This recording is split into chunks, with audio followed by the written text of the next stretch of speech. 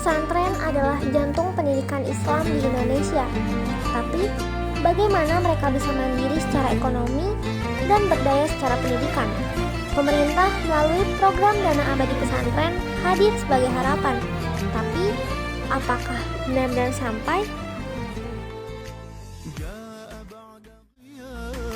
ليجمع الأحباب يا شهر الرحمة يا فرصة من تاب بسراج من نور ملأ القلب سرور أهلا يا رمضان يا خير الشهور بسراج من نور ملأ القلب. Ada lebih dari 36.000 pesantren di Indonesia dengan jutaan santri dan ribuan guru yang mengabdi, dan sebagian besar itu adalah pesantren Nahdlatul Ulama. Namun, banyak pesantren yang masih bergantung pada dana dan iuran santri karena fasilitas yang terbatas, guru kurang terlatih, dan pembangunan yang sering berhenti karena kekurangan dana. Untuk menjawab tantangan ini, pemerintah harus meluncurkan program Dana Abadi Pesantren agar sebuah terobosan yang diharapkan mampu membangun kemandirian pendidikan di pesantren.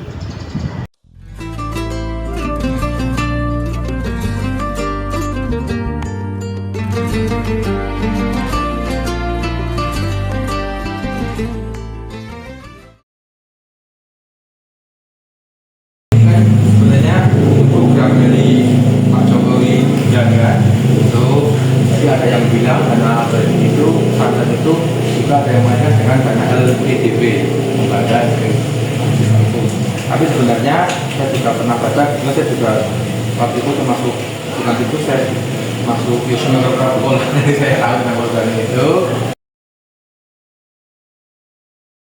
Tadi tak perangkatnya. Jadi tadi kalau dipersempit dengan LPDP kan cuma untuk mahasiswa, untuk beasiswa saja. Padahal kan tidak hanya untuk itu, satu untuk dakwah, kan menurut saya itu, kedua untuk keberlangsungan pesantren dan nanti untuk ekonomi pesantren lah. Dari itu kita tuh sebenarnya mandiri, jadi tidak merepotkan yang lain. Jadi tidak hanya khusus untuk, menurut kami saya tidak hanya khusus untuk biaya pendidikan saja. Karena kan pesantren kan hanya pendidikan, dakwah dan sosial umat masyarakat. Jadi kan itu. Kalau belum, saya sendiri, menurut saya ya, kan kita Barokah memang sudah di bawah nama RMI, gitu. Itu saya sendiri, saya nggak, yang lain ya, saya nggak tahu. Tapi kalau saya sendiri Al Barokah, karena saya yang bahasanya yang istilahnya yang tanggung jawab lah, belum tahu.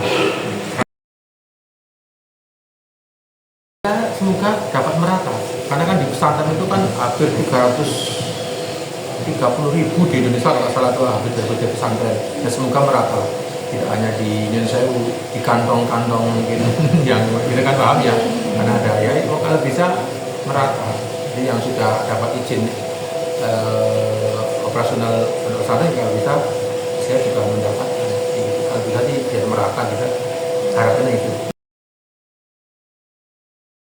Semoga saja asalkan merata itu aja, karena itu memang penting banget. Karena kan gini, kalau dulu ke LPDP itu kan emang yang mengusulkan kan emang dari pesantren, tapi kan khusus yang untuk apa?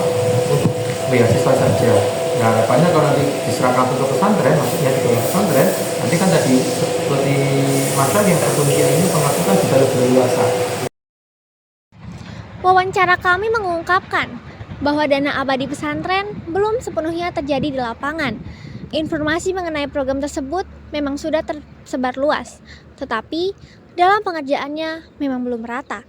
Padahal dana ini berpotensi besar untuk meningkatkan fasilitas, kualitas guru, dan pembangunan ekonomi dari pesantren itu sendiri.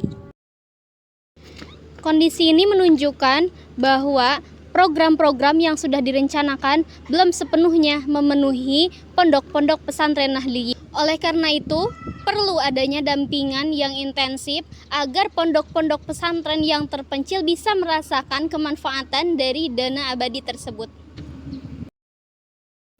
Dana abadi bukan hanya sekedar janji, tapi juga harapan. Meskipun belum semua pesantren merasakannya, semoga akses dan dampaknya bisa dirasakan lebih luas, agar pesantren tetap tumbuh mandiri dan menjadi cahaya bagi umat. Karena dari pesantren, masa depan bangsa dirawat dengan ilmu dan doa.